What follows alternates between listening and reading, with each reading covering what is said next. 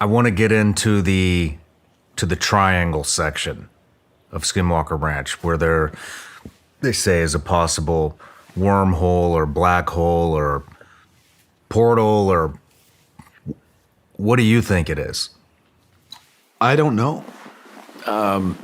The honest answer, I'm not sure exactly what it is, other than there is obviously an anomaly. There is something in that area, in that region, and in that airspace that causes GPS to malfunction. I mean, when you say GPS malfunctions, you're talking the GPS is telling you are in one location, but you're actually in a it's not even Correct. close. Or it just completely malfunctions and does not operate. Think about it. We've had instrumented balloon, helicopter, airplane, and advanced rocketry experiments with sensors, along with drones, sophisticated drones, that have all malfunctioned above the triangle in that region of the property. Lunasonde, who is a defense contractor, has a very sophisticated platform in looking at that area, even saw anomalies in that region of the triangle and the mesa. There have been instances where time has been manipulated, where we've seen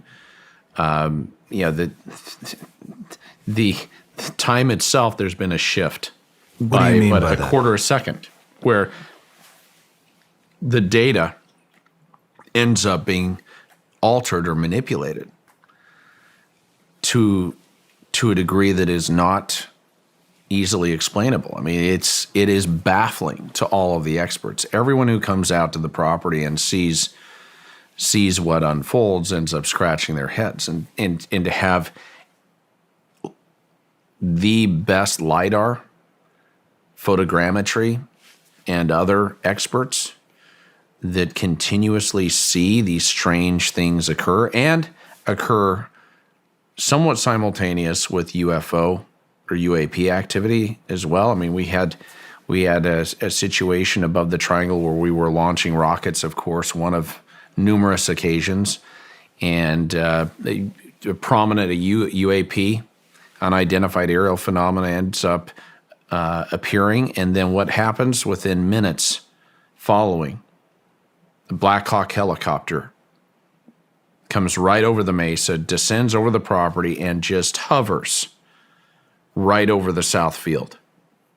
This isn't above the men. This is right there, low hover above the field south of Homestead 1 and the command center. This is late night, unmarked, not transponding. And as the men would describe it, I mean, it was a menacing presence on that property immediately following a UFO sighting. For whatever reason, that region of the property, that region of the triangle, which is not far away from where I saw the UFO, the 40 to 50 foot long gray silverish disc appear and maneuver in extraordinary ways, seems to be a hot spot, seems to be a center of gravity for activity within an expanse of property that is hosting a diversity of incidents and activities. So that's what I think drives a lot of our investigation and a lot of the experimental activity. It's the data that we continue to gather from the triangle, from the homesteads, from the mesa, that is driving us forward. How would you? So there's been a number of events that have happened through your guys' experiments within the triangle, and it sounds like the triangle, well, it's an actual triangle on the ground, and then it seems to be some type of an invisible force field, maybe I Well, would call it.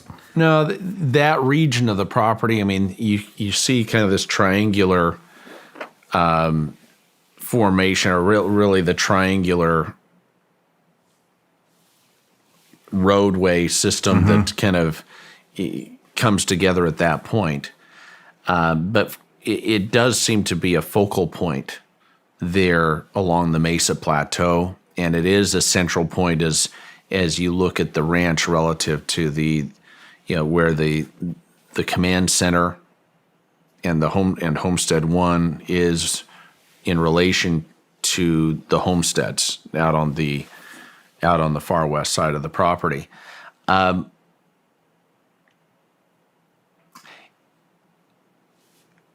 The anomaly that we've seen, the people call it the blob, but this thing that they've caught on camera, and it's not just from one point of view, it's been from multiple camera points of view and different types of recording devices, different types of cameras that have recorded this thing, this anomaly, as Dr. Taylor would call it, appears to disrupt the experimental activities that occur.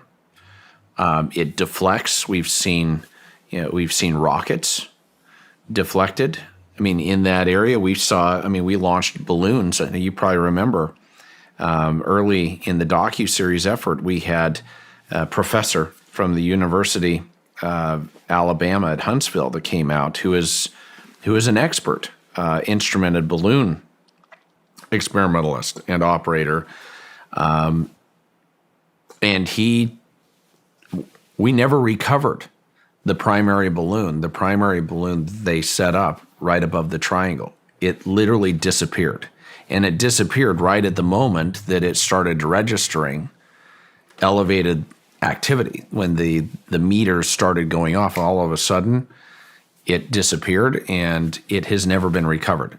And we've searched. I mean, we've conducted exhaustive searches of the area, looked at all of the surrounding property, via the helicopter, even on the ground, and have never found a trace of where that balloon could have ended up. And Wow, I didn't realize that you guys never found it. No. It seems to be that it just disappeared. from 31 feet to 300 feet seems to be the. Yeah, but it's transient.